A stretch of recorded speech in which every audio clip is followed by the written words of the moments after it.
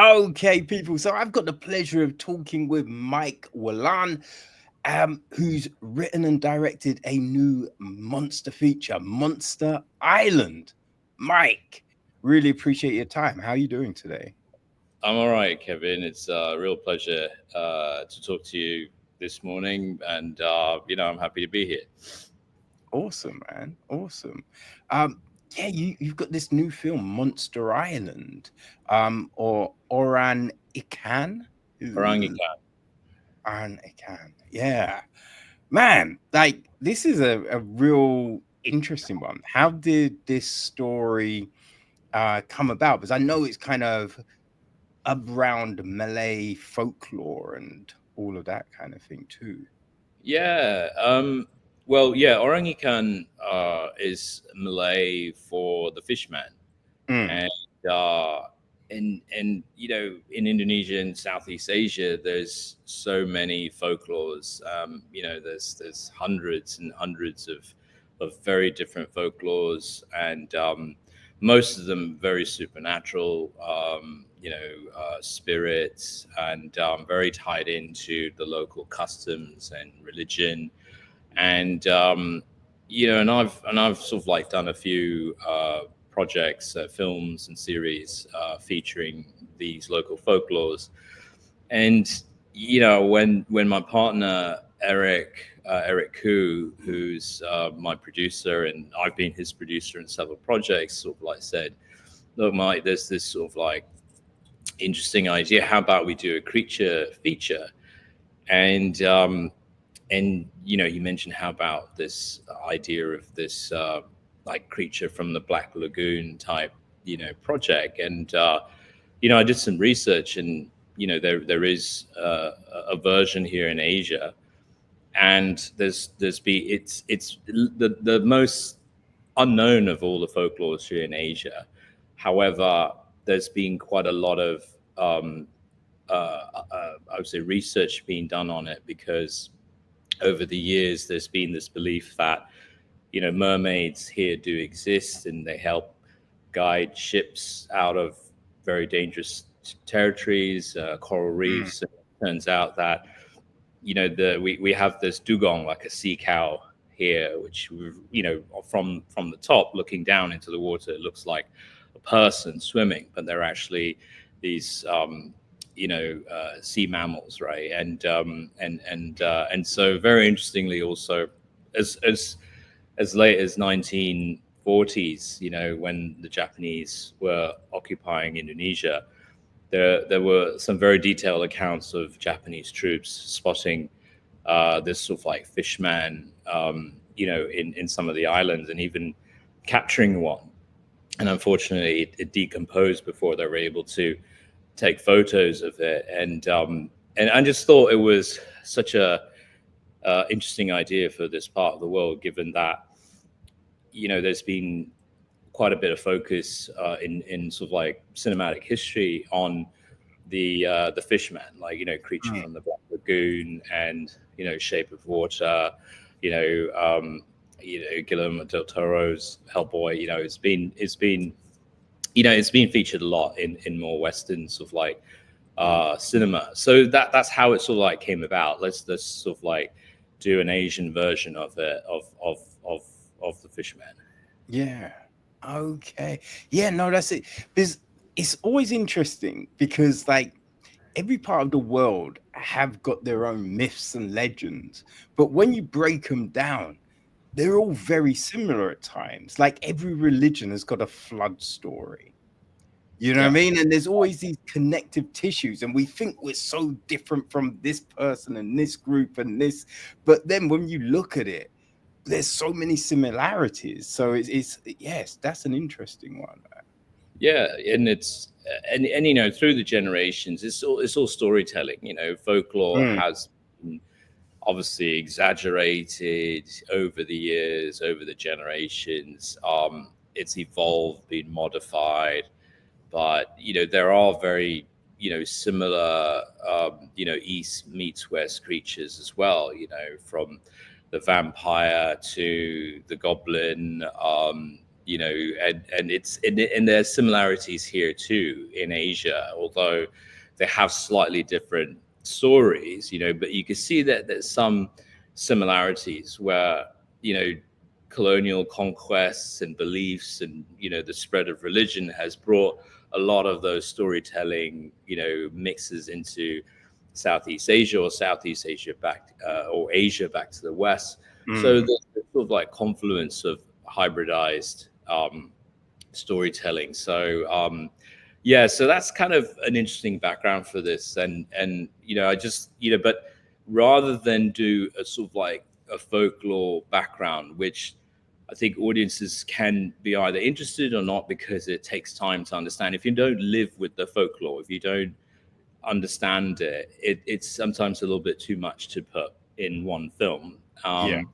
And to make it more universal, and so, you know, create a situation where you have, you know, you imagine yourself in that situation, and you could watch it from anywhere from the world, and you could sort of like imagine how that will play out. And so yeah, Orang Ikan is less about the background of, you know, the Orang Ikan herself, but it's more about the situation that these two people find themselves in. Yeah.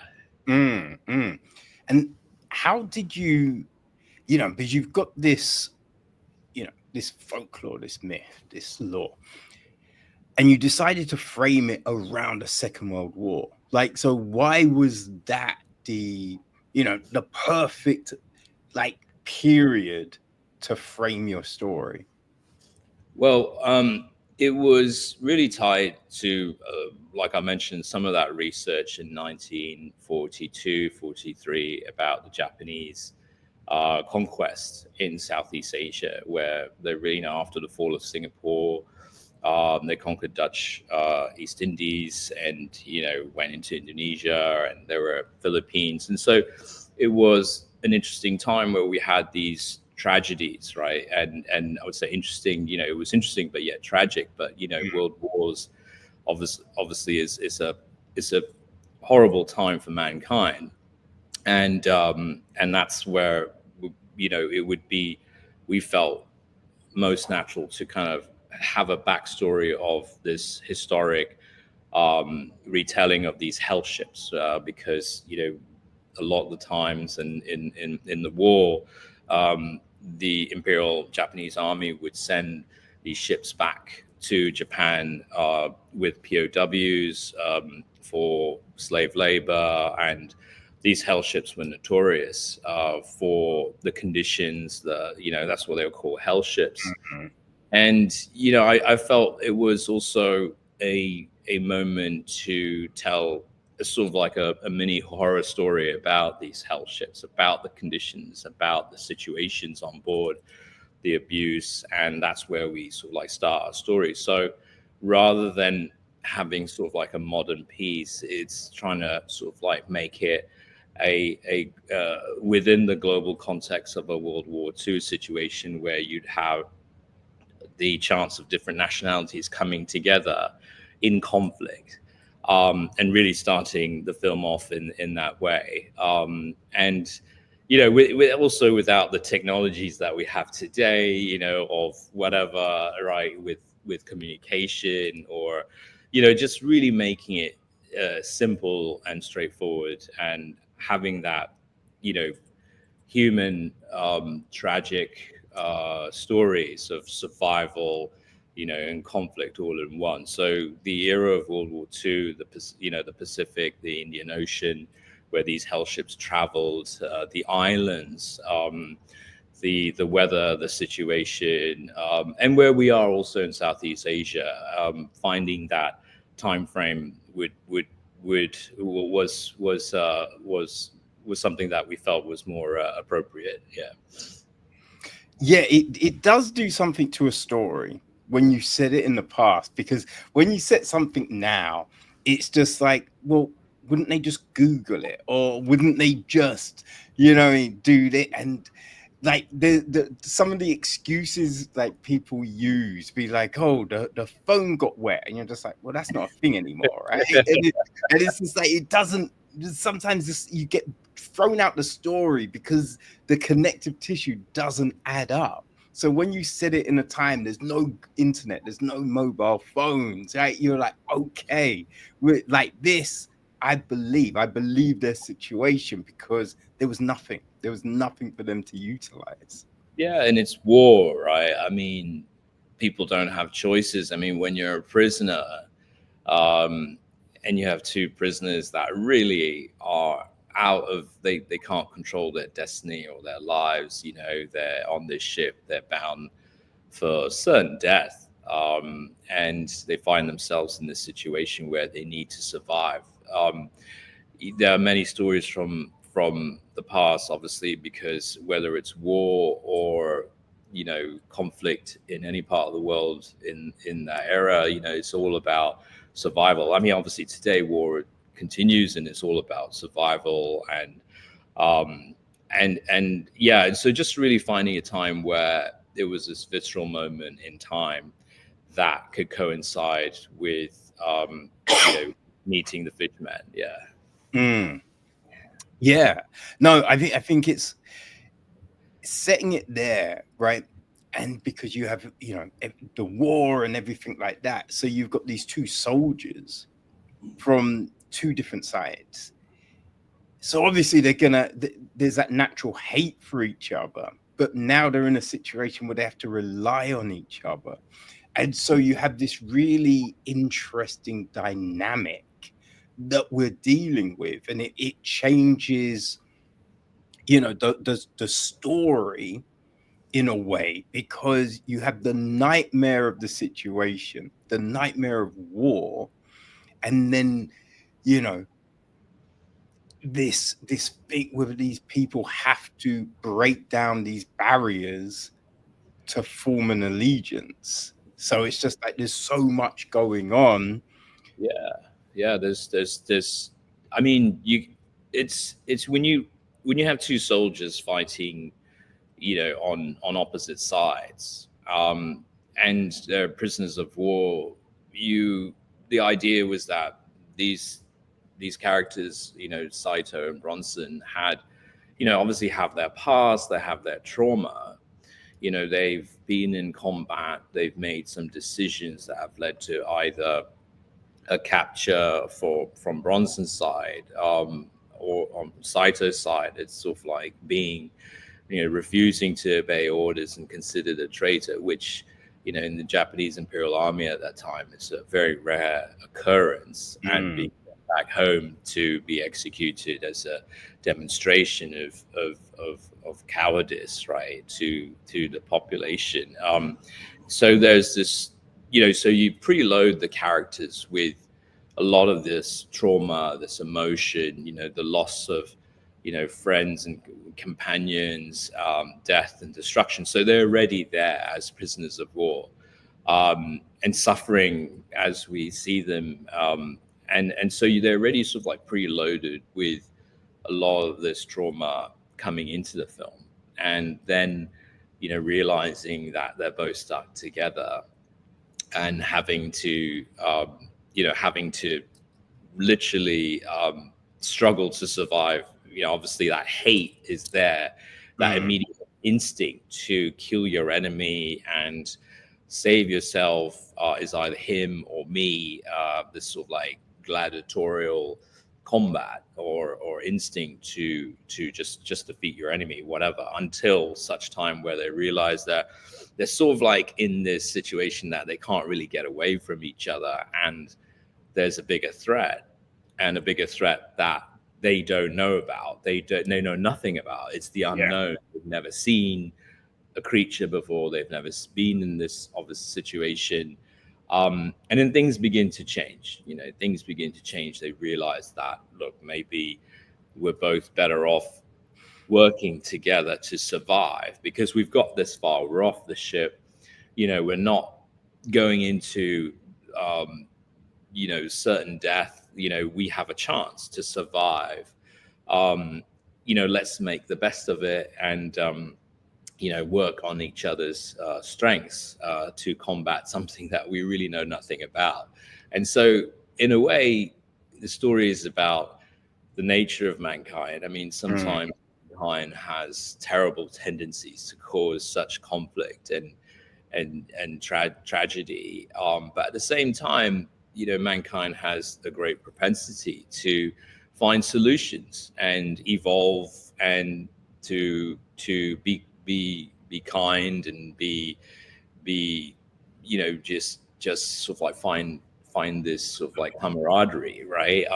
So yeah, there's that sort of like underlying plot about humanity there, and especially when they meet a creature who's obviously of a different nature from really born from Mother Nature, and there's a similar humanity. They find out there's a similar humanity in her as well, and that's where we have this dual parallels of these two men who are trying to survive, but at the same time, this creature is also trying to survive as well.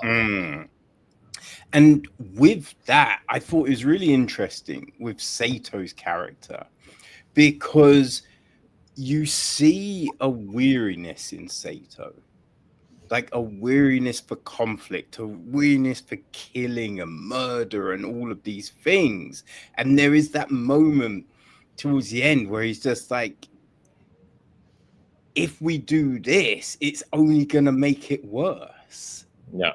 And you're just like, yeah, because we know, like, anytime we see,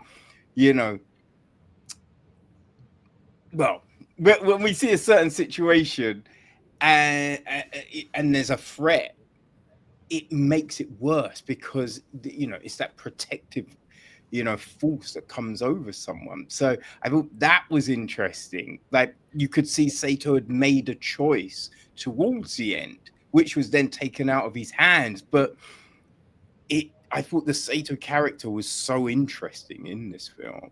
Like, intentional. No, definitely, Kevin. I mean, Saito, has this trauma. I mean, he has this very complex feelings where his backstory, although we only find out about it a bit later about what he's done, but ultimately you have a person who's made a decision to go against his commanding officer, his army, his country, to not refusing to send his men into battle and be killed, without any purpose. He sees the futility of the situation. He's conscious about those things, and he makes those decisions knowing that he may die from it. And he has that moral, he's at least satisfied his moral conflict there. But then that lands him into a situation where he's going to be punished by it. And there's that element of shame where the commander basically, in the ship, they basically make him feel that, he shouldn't be even deserving of this trip back to, Japan, and, he should just die right away because they're just so ashamed of what he's done. And so, and obviously he's shackled to Bronson for that purpose, sort of like, to see this, to really teach him a lesson is like, your enemy is unpredictable, wild, and he's going to kill you, and I'm going to teach you a lesson by shackling you up with the person that you're supposed to kill, your enemy, to teach you a lesson. And if you both survive, if one of you survives, then obviously there is that lesson, although it's a very cruel sort of like thought process. Although so Saito has obviously a lot of these emotions coming into the film, and you could see that throughout, where his moral sort of like compass is being tested, and he has this zen-like qualities. Like, again, we were talking about cultures, we're talking about Bronson, who's from England, and sent to Asia, and dealing with such a horrible time and war, dealing with a foreign culture and foreign environment, but yet he is who he is, and he brings the best of British to the screen in terms of his character and what he feels is instinctual. So Bronson's definitely more instinctual. Saito has a more Zen-like approach to solving the problems, and we have these two dynamics. But yeah, definitely, one character has a more emotional an approach to things compared to the other. Yeah, and I think what's really interesting is with the Saito character, right? He's not an English speaking character, so everything is relayed in body language, facial expressions, the cadence of his voice. And, I've got bad eyesight, so subtitles are a big problem. As I initially watched a bit of the trailer, and I was like, oh, this will be fine. There's no subtitles. And then I watched the film, I was like, damn, there's sub, but it wasn't too bad. But the big thing was, even without the subtitles, you're still able to get what Saito is about because of those expressions, because of the tone of voice, the body language, and everything like that. So there was a lot that Dean had to do for this role. Like, it must have been a tough, role to cast, because there's so much on that person's shoulders. Yes. I mean, aside from like Dean playing Saito had to play. Obviously, we talked about these heavy emotions on his shoulders, but then afterwards carrying them through in communicating with his former enemy, new friend.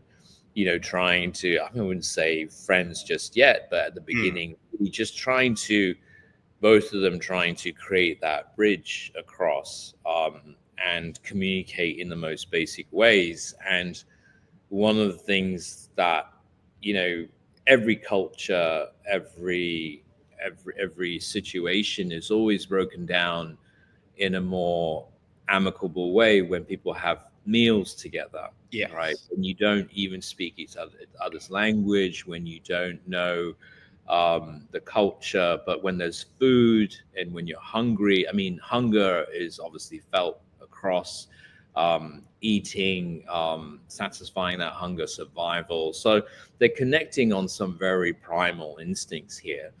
And to bond over food, where they're sit after a terrible day, they're at the beach, and they're sort of like, given any other situations, like two mates by the beach just enjoying, having a cigarette, like looking out into the ocean on a nice beach. I mean, that's like, it's a situation where you can see it in many happy moments, right? But it's after all this trauma, and they're really trying to connect with each other and bonding over food, bonding over how to eat a crab, and for Bronson to finally have something to eat, which is basically Saito's. Again, Saito has these capabilities, skills that maybe Bronson doesn't. Bronson has these skills that Saito doesn't. Again, they're sort of like seeing that through this interaction, that both of them have a very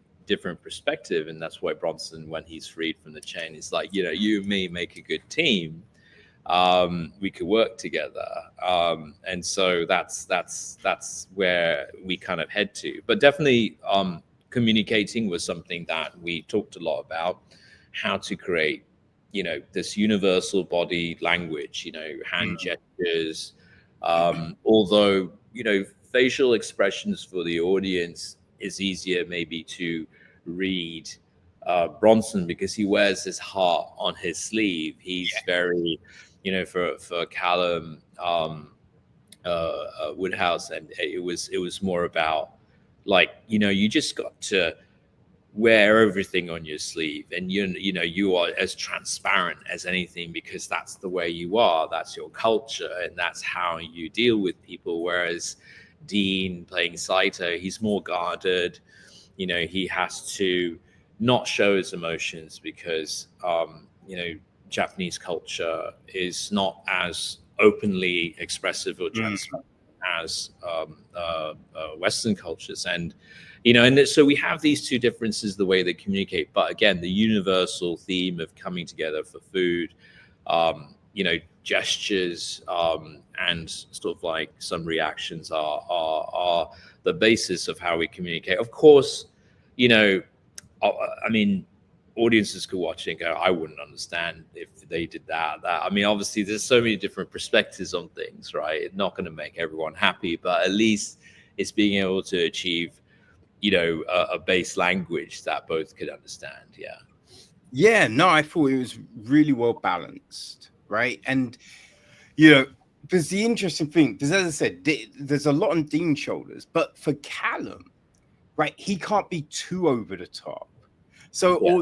although he's more, open and brasher and all that, but it can't be too ridiculous. There has to be that measure within both roles. And I think the other great thing, because sometimes with these kind of things, right, you have the initial I hate you, and then it's like, oh, we're buddies now, and then it's just like, oh, that's it. And so what was good was, although there's that kind of détente, there's still that unease at times. There's still like, well, are you gonna stop me? Like, you know what I mean?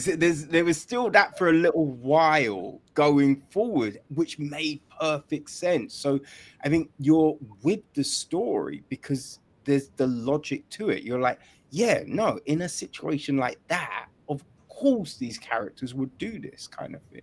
Yeah, it's not again, it's not immediate sort of like, I trust you with my life. There's this mistrust, right? There's this sort of like, yeah, I've just gotten to know you, and we've got this balance now, right? But then when things change again, when the situation changes, when more troops arrive on the island from the shipwreck, and they happen to be Japanese troops, Bronson immediately is put back into his sort of like cagey stance and becomes mistrusting of Saito, because it's like, look, Saito has a choice here. He could just go to those soldiers and go, oh, I'm one of you, and I've got this guy here, and Bronson's going, a lot of things are racing through his mind. So exactly, yeah, he knows that Saito was a prisoner, but Saito could have maybe played it in different ways. He had a choice, but Bronson had very little choice, because obviously he's a allied prisoner of war, obviously, against these Japanese soldiers, and so yeah, so that there's that moment where it's like, are you gonna do me in? Are you gonna take give me up? And Saito says, look, you hide, and Saito carries a knife, and he's like, look, if you don't trust me, here's my knife, right? Yeah. That's sort of like my symbol to you of trust me. I know what I'm doing here. Just go along with it. And so that sort of like helps, but you could still see that like not sure, because they're communicating in a language that he doesn't understand. He's waiting there up in the tree line and thinking, what are they talking about? He could probably say, look, I'm with this guy up there. I think you should just hunt him down and whatever. And then when they do go up there, one of the soldiers do go up there, in his mind, it's like, could be, oh my gosh, they're after me now. He's actually given me away. And so that dread of, like, yeah, the best of humanity, but also the worst of humanity, just, not only being a traitor to your country, but just backstabbing someone that so trust could be built, but it could also be easily destroyed. Although happens to be not the case in this story, but at least we could see what's going through Bronson's mind, and what's going through Saito's mind as well, because ultimately he is then just, found out to be a prisoner, and they question him some more. But at least from Bronson's perspective, he just doesn't know what's happening down there. Yeah, you could fully understand what must be going through his head. And so it just adds to the tension, which is interesting, because you've got the tension of this potential monster, like this thing, this unknown, and then you have this other reality of this known threat, but the unknown, alliance that you have with this guy that could be your enemy, but you have to kind of trust. So there's all of these layers here, and it's super. Oh man, it really amped things up a bit. It's being able to just create this dynamic before we see the creature. Obviously, we see the creature at the very beginning, but it's very, this is sort of like an intro to something. And no one really sees it, but really is to establish this dynamic before getting into the real introduction of the creature, which happens, right after the soldiers investigate, the sounds of the creature, and then where things, kick off. Now, I was wondering about, the creature, the intro, the main intro to the creature. Like, did you wonder about delaying it slightly? Just building that, because up to that point, because we kind of see a silhouette, but technically, it still could be anything, right? It could be a big man. It could be like. There's one thing I remember hearing somewhere, people like thinking, Bigfoot and these other monsters and that kind of thing. And it's just like, it could be apes. Is where people are used to seeing them on all fours. If they're actually standing on two legs, then they're going to be taller and bigger. But because you're not used to seeing it like that, you then think it's something else. So it's just like, you know what I mean? I think sometimes we perceive things to be something else because we're not used to seeing it in that context. So it's just like, at the beginning, it could be anything. Yeah, I mean, yeah. So yeah, did think about that. Before, just right after the camp, as they freed themselves, they're all sort of like euphoric, just thinking, this is, great, we're free from each other, it was great to work with each other. And then there's the rustling in the bushes, and they go there and they see these footprints, and things are just off, right? Because they couldn't understand what happened in the sea, what took Bronson, what tried to do. Yeah. It was odd. It was there was no explanation. And then seeing these footprints and sort of like, there's something there that we don't know.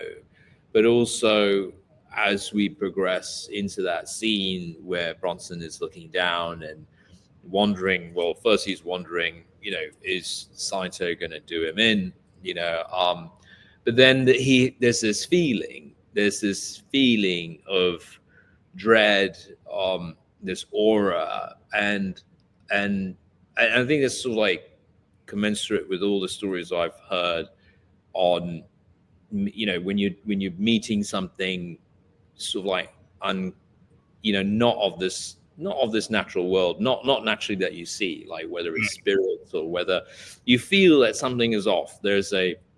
Whether there's an aura, there's a smell, there's just something off, right? And then there's the sound, right? There's the sound, and that's not something, you don't know what it is, but it's not something that you're familiar with. Obviously, I'm sure Bronson is hoping, I hope that's a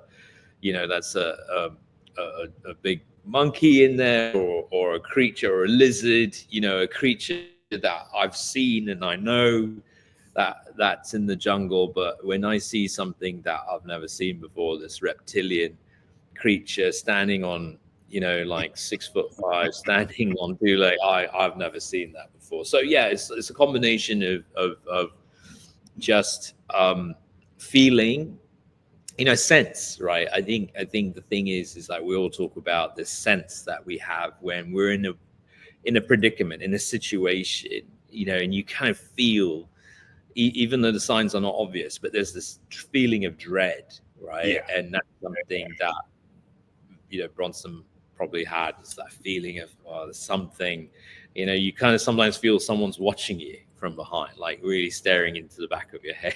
You can sort of like feel something odd there. Yeah. Oh man, yeah. Like a few, like I think it's probably last month. Like some idiots tried to jump me, and I'm walking, and I'm like, I feel there's someone behind me. I just got this sense that it's like, and I look, and I see this guy trying to creep up on me, and I'm just like, oh shit. But it was lucky because before I got too far down into this tunnel kind of bit, I was like able to then change directions and go. But I just got this sense that I feel there's someone behind me, and then I look and there was. So it's just like, yeah, it's weird. It's a weird thing that we get. Yeah. So yeah, it's playing up with those senses, right? And just having this feeling, and like they'll, there's a couple of times there that they just sort of like have this feeling, but there are times where, when you're if you're chased, if you're in this extreme situation, you kind of lose that feeling because you're just on adrenaline and you're just trying to survive. It's not quiet anymore. It's just this noise of emotions, and you're just trying to survive. And then you might be able to, you don't have that sense anymore, and you miss it, right? So that's what happens later on in the film, where they get cornered, and the creatures outside, they don't naturally sense it. Yeah. Oh, I mean, there was one scene that just unnerved the fuck out of me, because it's we got Bronson, and he's kind of, I think he fell off the log, and he's on the shore, and he's just lying there being like, oh, okay, I'm good. And then he just turns his head and you're just like, oh crap. Yeah. I mean, that's something that you kind of like. Yeah, it's the introduction of the crocodile, right? And you just don't expect that. Like, he does. I mean, he's just gone through hell. He's just, poor guy. He just wants a cup of tea and just lie on the sand for a while and just relax. Not even a cup of tea, just lie there for a while. And then next door there's this crocodile, right? And when we filmed the scene, I originally, so we had some of my producers said, oh, let's just do just VFX crocodile, right? And I was like, no, we need to use the real one, right? And so we, I went to, so someone showed me there was this giant crocodile that someone kept not too far away with a couple of other crocodiles, like a pet or something, right? And it was huge. It was 15 foot, and it was so huge. And we would have needed this huge truck to bring it in, and they had people to take care of the crocodile, but the police wouldn't let us take this crocodile because it was just so big. And I mean, it was ginormous, and the worry was that if it really did escape into the river and couldn't be caught again, that's it. I would just be responsible for a long time of whatever would happen there. So I didn't want that on my shoulders. So we kind of chose a slightly smaller one, but it was only slightly, just slightly. Yeah, that but still looked pretty big. It was still big. It was still really big. And actually none of us noticed. But why was this crocodile? Maybe it was a friendlier crocodile. I don't know. But yeah, I mean, Callum, I asked Callum, was like, are you comfortable lying next to a crocodile? And he's like, well, yeah, but what are you going to do? I mean, what is he just going to turn around and bite me? It's like, no, I mean, it's been fed. So when you feed crocodile, they're calm. They've been feeding it, so it's a bit sleepy.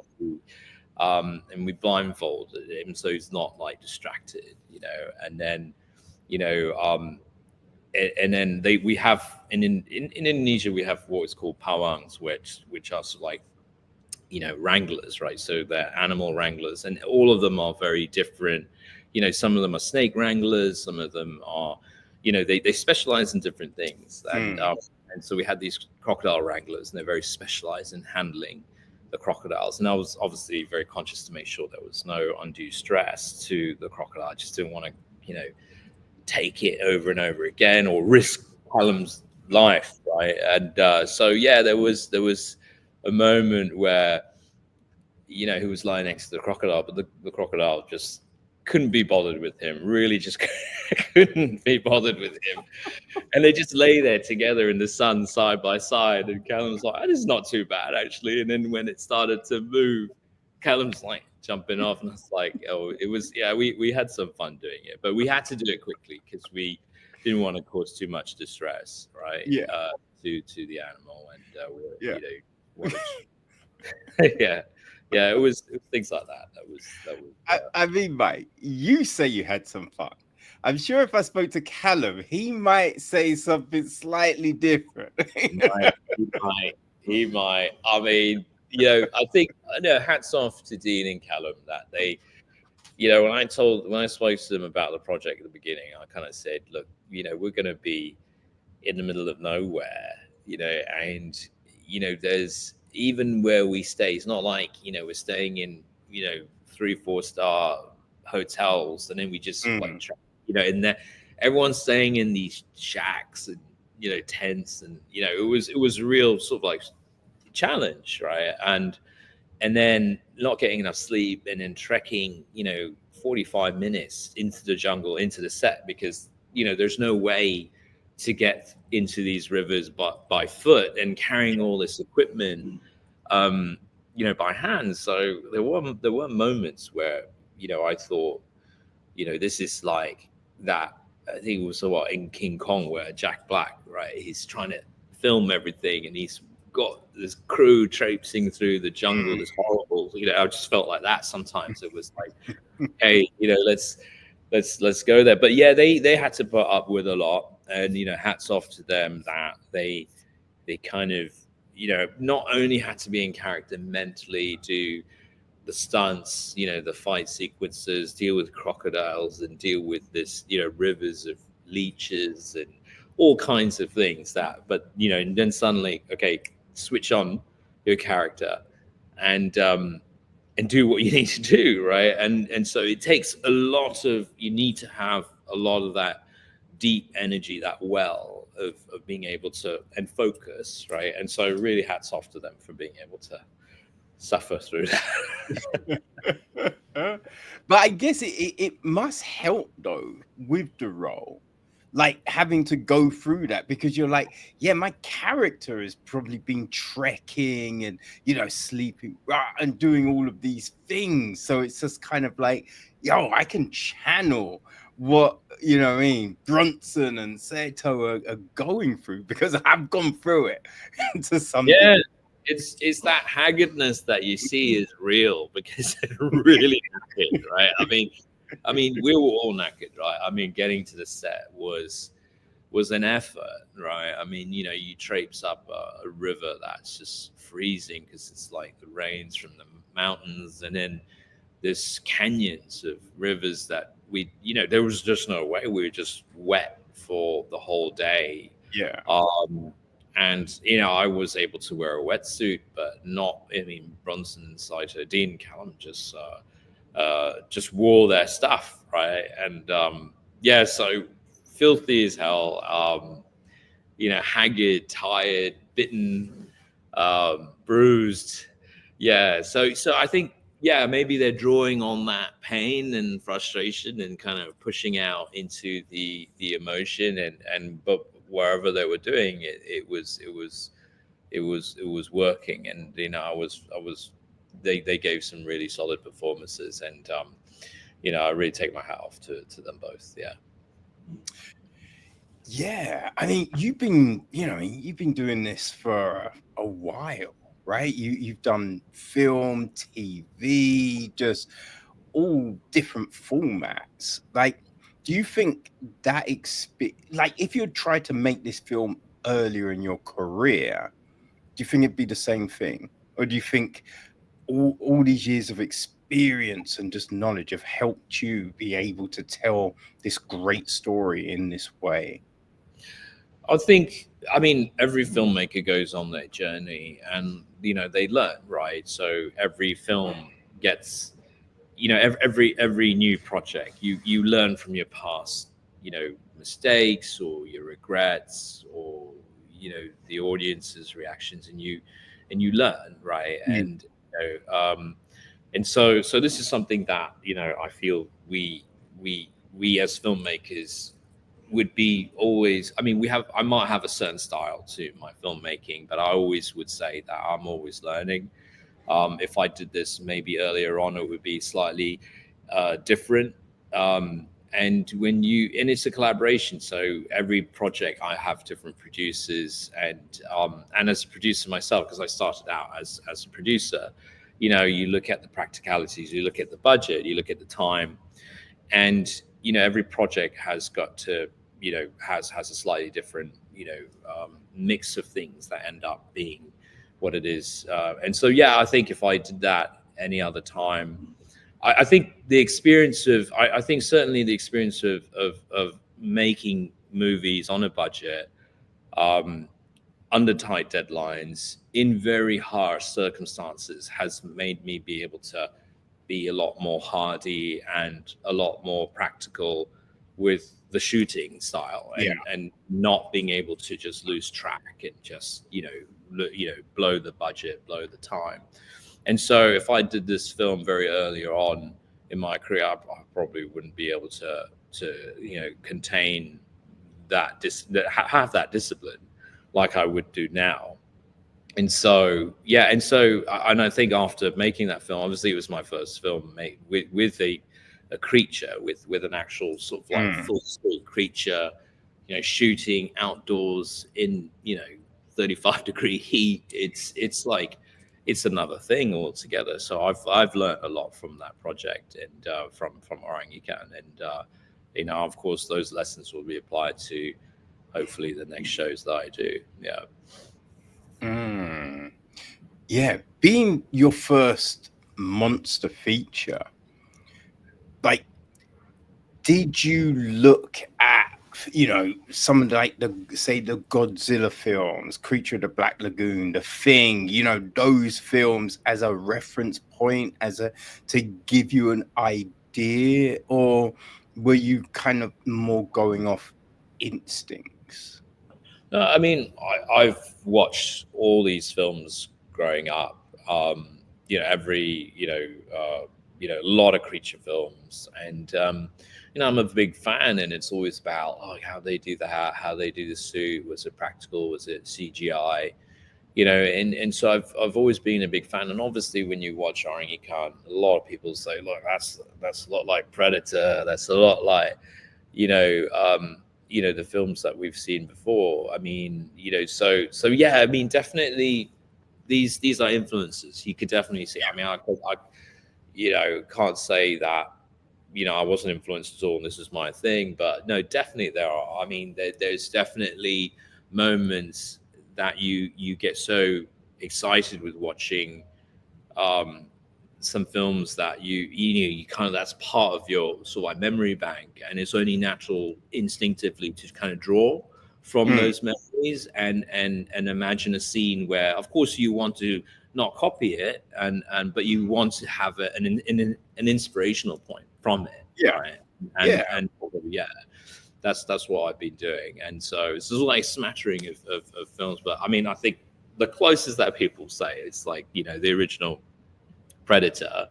You know, obviously that's that's a fantastic film, and I'm not making any comparisons at all, right? But it's more is obviously, you know, there's a lot of inspiration from that.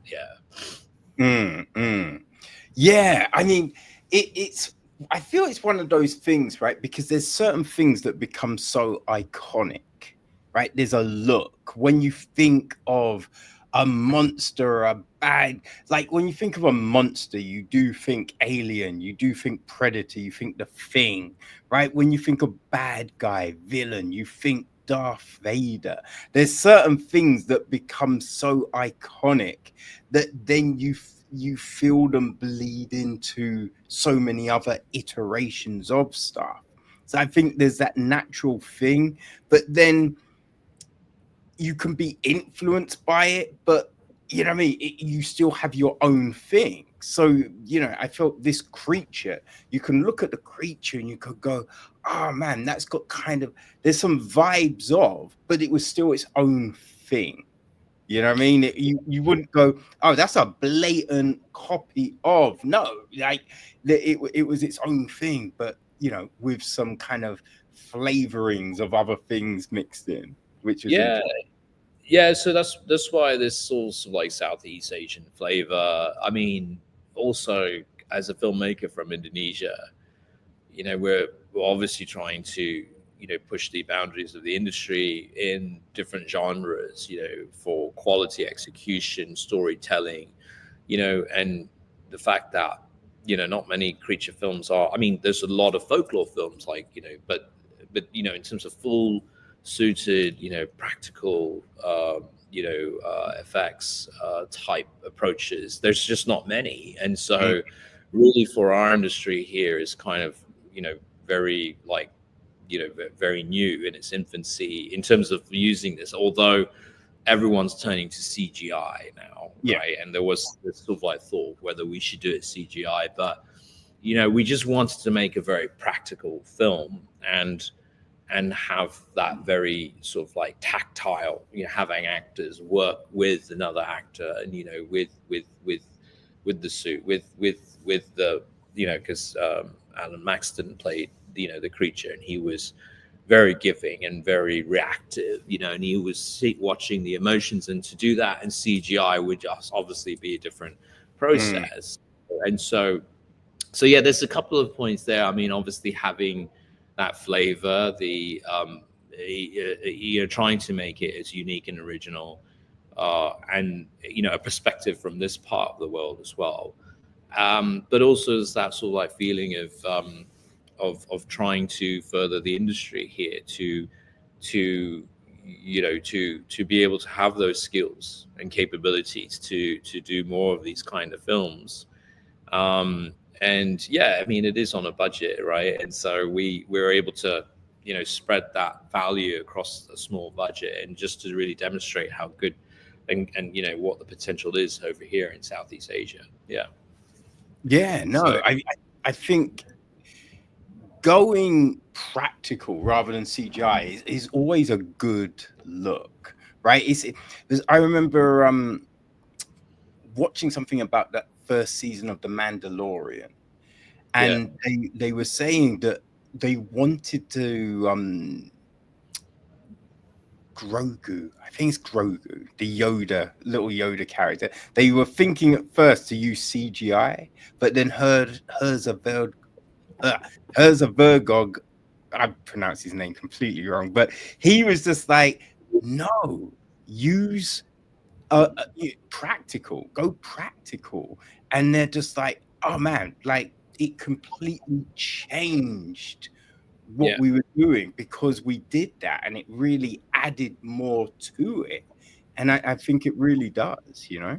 It's the presence as well. I mean, I think actors have to give so much more when they're acting against something that they might see the previs, they might see obviously the designs, there might be, you know, a man in green, you know, Mm, or whatever it is, you know. I mean, obviously it's done, it can be done, but I just think that, you know, it is you when you have a practical character that's in front of you, in front of the actors, to be able to emote, to have the feeling, the color, the, you know, having all the crew actually just feel that, whoa, this is a crazy situation. I love it, you know, and just not to be sort of like thinking, oh, hopefully it'll be good later. You Yeah. know, hopefully the CGI will work. So I think that's where we were at. We were like going to waterfalls, going down rivers, into jungles, into caverns and caves, and just sort of like, how does this suit work in this environment, in that environment, and watching the monitor and just knowing that this is what I'm going to get. Right. Obviously, I'm going to be able to add some CGI to it, or add the colors, and, you know, go into that processing. But this is what I've got in the can. And knowing that you have that, knowing that you have the emotions and the ranges, right? You know, it's that sense of, okay, it's not all in post. I've got most of it, right? And you know, there's pros and cons. I mean, obviously, there's so much more you could do with CGI. Obviously, you know, there's so much more flexibility, but there's also time and budget as well. And, you know, I mean, there are pros and cons. I mean, the cons obviously is time to get into the suit, the time, you know, the dangers of working in a suit. I mean, Alan Maxson had to endure that heat wearing that suit. He had a special water system that F1 drivers used to cool their bodies, and it was like pumping ice water through his body, so it keeps his body temperature down. But he was, you know, he was fighting in the caves, running through the jungles, you know, rolling around all over the place. And he couldn't hear us, he couldn't see, he couldn't hear. I mean, I had a sort of like radio to him, and he had this animatronics, right? And so he really just he could only see through the mouth, right? And everything else was just working around him. Right. So he was again, in again, all due respect to the players, you know, to Alan, Dean, Callum, you know, they were all just, you know, working together as a team, you know, like sitting down before we do the shoot. Obviously, we always brief, but once that helmet was on, you know, he was often he's working on the cues, right? He wasn't being able to hear everything directly, and he couldn't see his own feet. He couldn't really, he didn't know where he so sometimes it just really felt that we were back in the 50s, you know, and, you know, just, it was a little bit comedic sometimes, right? But I mean, obviously we all need to laugh a little bit and just think, you know, what are we doing here? You know, what's it going to be like, you know? But, you know, that's the process. You know, we need to kind of, you know, think of it as a journey for everyone, you know, and if you can laugh along the way and think, oh my gosh, you know, behind the scenes it was actually something else, you know, I mean, that's what I love about production. You know, it's you know, you're telling a story and everyone's trying to make this story work, you know, and it's tough, and everyone's, you know, that whole team gets together and everyone puts their heads together to try and make it work, and it's stressful, it's tiring, you know, but behind the scenes, you know, everyone has this camaraderie, you know, these laughs, and, you know, it makes everything, you know, a bit better, right? You know, so yeah, it was a good production, and that's how we were able to get through it in, you know, in those days, in that environment. Yeah, Kevin. So sorry, Kevin, I got to say my guess is way outside, but I mean, I just, you know, I need to head off, but I'm really happy to do another call if you need, Kevin. I'm really sorry to be able to. No. This has been great, man. This has been, this has been really, really interesting. Just hearing about the process and everything. And I think, you know what I mean? You've definitely shown, you know, that different aspect of Indonesian filmmaking. You know what I mean? I think the film does really work, and it's really interesting and great. So yeah, fantastic work, man. Thank you, Kevin. I really appreciate talking with you on this and sharing. You know, this has been my first interview on this, right? I mean, I've some sort of like written interviews, but you know, and on you know, premieres and stuff, but you know, like this is my first interview, so it's been a real honor and pleasure being able to share the emotions and the process and the thought process that goes behind this, and I'm really happy that there are fans out there. Obviously, not everyone's going to like it. Everyone's got perspectives, but ultimately, we're here to entertain, and and yeah, I'm glad you liked it, and I really appreciate being able to share this with you, Kevin. Yeah. No worries, man. Like, before you go, how can people keep track of everything you're doing? Do you have like Instagram or anything like that? How can people Yeah, follow? I've got Instagram, although sometimes I'm not very active on it because it's just been so busy. But yeah, they're my sales agent does a lot of the promotion with me, Simon Crow, SC Films. They've I work with them a lot, and so they're probably, but definitely I need to go back to my Instagram and sort of like say, okay, this is what I'm doing. If you're interested to follow, watch, yeah, I'll have that. That's probably the best way. I need to get back and update it. Oh man, well, people, Monster Island, aka Orang Ikan, is out this Friday, the 25th of July. Right? It's a Shudder original, I believe, right? It's a Shudder original, and yeah, just really happy to be able to work with Shudder, and real honor for me to have it on the channel, and yeah, hopefully there's opportunity to do more. Yeah. I hope so, man. I hope so. I want to see what you do next. Well, thank you, Kevin. I'll definitely keep you updated as well, right? And yeah, if you want to come to our set, let us know. Awesome. Come and suffer. Oh man, thank you again for your time. Right. Really Thank you, appreciate Kevin. Right, really appreciate it. And stay well, stay safe, and we'll hopefully catch up very soon. Yeah. Yeah, man. You too. Okay. Take care. All right. Bye.